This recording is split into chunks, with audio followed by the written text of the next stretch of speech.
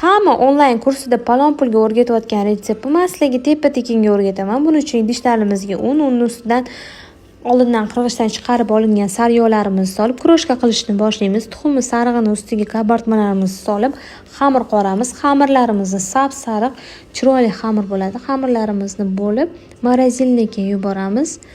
Muzlash kerak. Muzlagan xamirlarimizni listga qirg'ichdan chiqarib olamiz. Shu tarzda yoyib, mikser yordamida tuxum oqlarimizni pishni qattiq bo'lgungacha ko'pirtiramiz.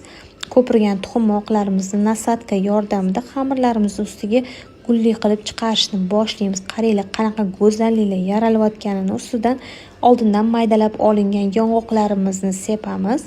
Duxovka pechiga yuboramiz. Buni zakazlarga tayyorlasanglar bormi, klientinglar yana so'raydi. Kremlarini men oqizgushonka sariyog'larda qildim. Ustidan kokosni strushkali sepdim. Yanada nejniy bo'lishi uchun 3 qavat bo'ladi. Bu nejniyimizni qaynini oyijoniyligiga tayyorlab bersanglar bormi, duvoni tegdi qolib ketasizlar. Tayyorlab ko'rishinglarni tavsiya qilaman. Qaranglar, qanaqa go'zallik yaraldi, mashalloh.